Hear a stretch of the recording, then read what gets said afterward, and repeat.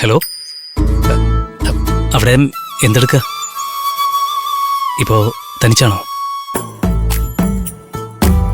എന്റെ കോള് പ്രതീക്ഷിച്ചിരുന്ന പോലെ തോന്നുന്നുണ്ടല്ലോ. അതാണോ ഈ മൗനം?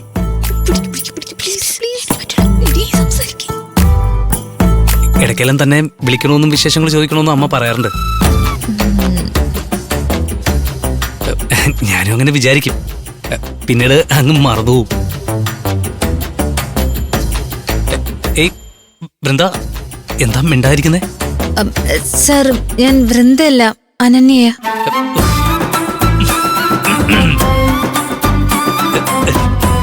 താനായിരുന്നോ? അതെ സർ. അല്ല, വൃന്ദ എവിടെ? അവളെന്താ കോൾ എടുക്കായിരുന്നേ? വൃന്ദ കുളിക്കാൻ പോയി സർ. തിരിച്ചു വിളിക്കാൻ പറയാം. അല്ല, വൃന്ദ കുളിക്കാൻ പോയതാണെങ്കിൽ താനെന്തിനാ കോൾ എടുത്തേ? കോൾ എടുക്കാതിരിക്കായിരുന്നല്ലോ. സർ, അത് പിന്നെ ഇങ്ങനെ. എന്തായാലും താൻ കോൾ എടുത്ത് നന്നായി.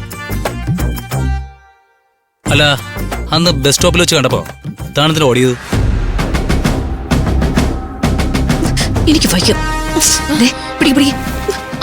ബസ് സ്റ്റോപ്പിൽ വെച്ച് കണ്ട കാര്യം ചോദിക്കുന്നു. അടുത്ത് ഇനി ആരുടെയായിട്ട് സംസാരിച്ചതിനെ പറ്റിയായിരിക്കും. നീ എന്തെങ്കിലും പറഞ്ഞൊന്ന് ഒഴിവാക്ക്. ഇനി എന്ത് പറയാൻ? ഹലോ അനന്യ, എന്റെ ചോദ്യം തന്നെ വിഷമിപ്പിച്ചോ? ഏയ് ഇല്ല സർ, അത് ഞാൻ സാറിനെ കണ്ടിട്ട് ഓടിയതല്ല. ഞാൻ എൻ്റെ ഒരു ഫ്രണ്ടിനെ അവിടെ കണ്ടായിരുന്നു. ഫ്രണ്ടിനെ കണ്ടിട്ട് അങ്ങോട്ട് പോയതാ.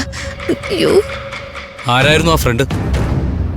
അത് ആരവാണോ?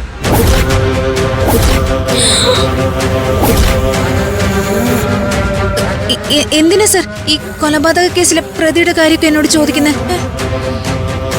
ആ പ്രതി ഈ സ്ഥലത്ത് തന്നെ ഉണ്ട്. അവനുമായി നിങ്ങൾക്ക് പഴയ റെസ്റ്റോറന്റ് പരിചയം ഉള്ളതാണല്ലോ. ആ പഴയ പരിചയം ഉപയോഗിച്ച് അവൻ നിങ്ങളിൽ ആരെങ്കിലും സമീപിച്ചു കൂടാ എന്നില്ലല്ലോ, അതുകൊണ്ട് ചോദിച്ചതാ.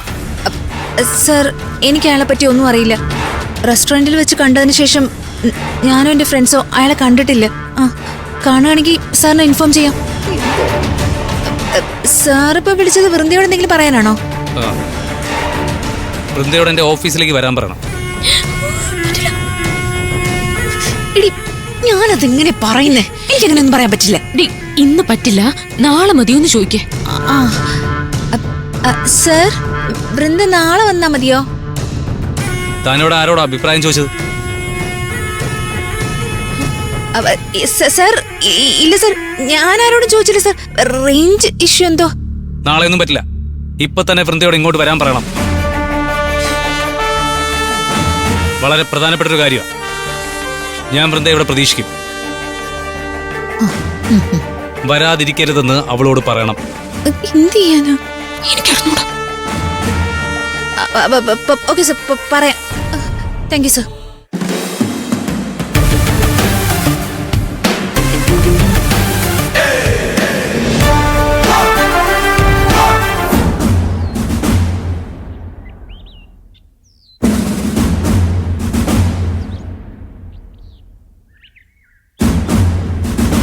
നിങ്ങൾക്കിത് എന്തു പറ്റി? കളി കൈവിട്ട് പോയടി. എന്താ പ്രശ്നം? ആ ACP എന്നെ വിളിച്ചു. ആരതിയെ തിരക്കാണോ വിളിച്ചേ? ഇവളിപ്പൊ തന്നെ ACPയുടെ ഓഫീസിൽ എത്തണമെന്നാ പറഞ്ഞിരിക്കുന്നത്. എന്ത് കാര്യത്തിന്? വളരെ പ്രധാനപ്പെട്ട ഒരു കാര്യമാണെന്നാ പറഞ്ഞത്. കാര്യം എന്താന്ന് പറഞ്ഞില്ല.